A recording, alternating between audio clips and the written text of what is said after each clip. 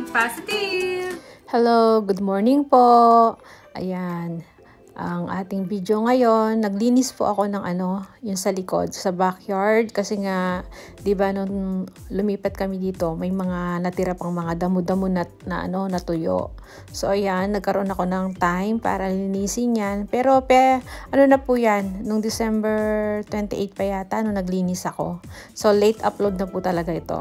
Natatambakan na po ako ng video kasi nga hindi ako nakakapag-edit, tapos mabagal pang mag-upload dahil nga wala pa tayong wifi. Sa February pa lang po darating yung wifi namin ikakabit. So ayan, data lang tayo, kaya yan, late upload talaga. So ito na yung mga halaman ko pala. Ayan, inayos ko yung iba rito na dala pa natin dito sa bahay. So ayan, natapos ko na yung pagdadamo natin.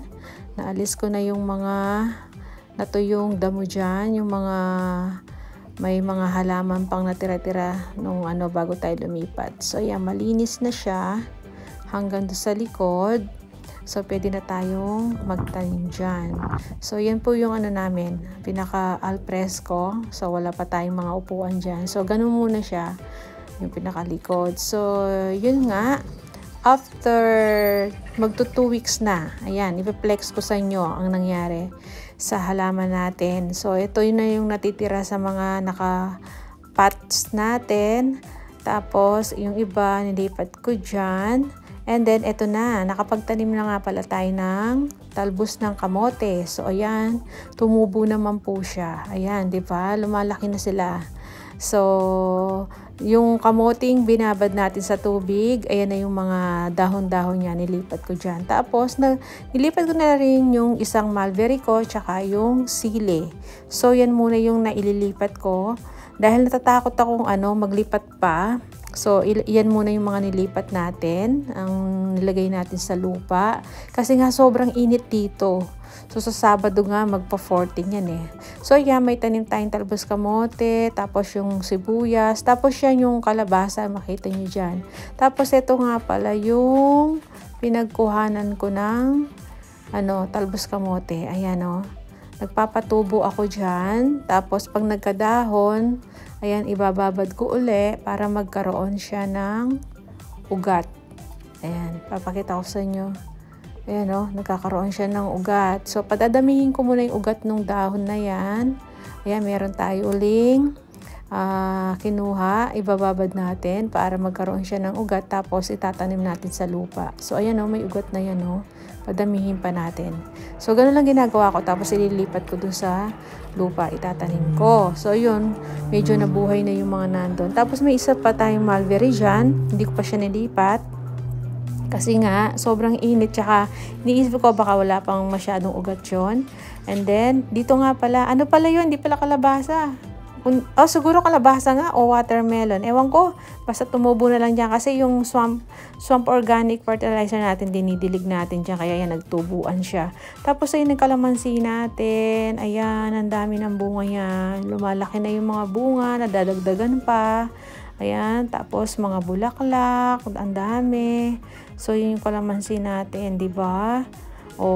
Dahil sa swamp organic fertilizer natin, ayan, walang tigil na pamumulaklak tsaka pagbunga yung ating kalamansi. So, effective talaga yung yung swamp organic fertilizer. Kaya yan ang mga dinidilig ko ngayon sa aking mga halaman. So, katatapos ko nga lang magdilig kanina, kaya yan, nakita nyo basa yung yung ating kalamansi.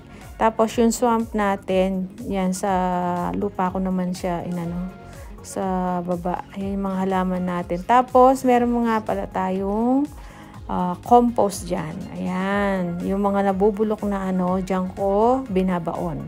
Tapos lalagyan ko ng lupa. Bumibili ako ng lupa. Kasi tingnan nyo naman yung lupa dito, kulay dilaw, pilak, 'di ba? So kailangan natin na dagdagan ng ibang lupa. So yun yung natanim na natin, yung halaman natin sa likod, yan muna. Saka na lang ako maglilipat at bibili ng mga itatanim ng mga gulay. So ayan. So, yun nga, tuloy natin yung ating vlog. After kong maglinis sa likod, ayan, linis naman tayo dito sa loob ng bahay. Parang ano, di ba?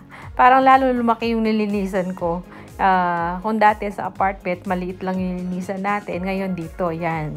Napakalaki na. So, pero okay lang. Ayan, nakapaglaba pa ako ng mga kortina.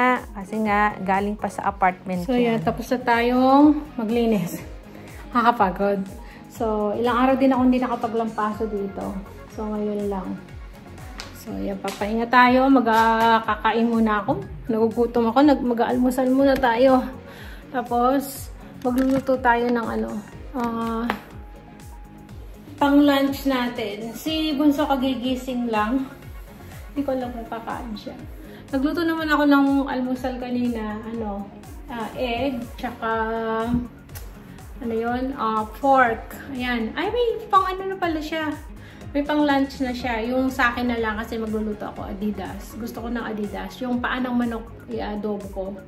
Tapos, yun nga. Kanina si panganay tsaka si Mr. pumasok na sila. Kaya pinagluto ko nga pala sila ng ano, pork steak. Yun. Ginagrill ko lang sa ano, dun sa kawali. Tapos, may tofu. Ayun. Nagdala ng sauce si panganay. So, mamaya pa sila uuwi. Kaya, yan, na-busy tayo mag-ayos dito. Alam niyo ba, ang dami ko paligpitin. Yung mga naka-box pa dun sa garage. Tapos, yung mga naka-container dun sa kwarto, diba? Yung ano nga namin, bed frame namin, hindi pa na-assemble. Sabi ni Mr. siguro bago naman mag-junior, ma-assemble na namin. So, yan muna yung upload natin. Sinishort ko na lang kasi wala pa kaming wifi talaga. So, yan, maraming salamat. Kita-kita na lang tayo sa masusunod na video. Happy New Year! See ya!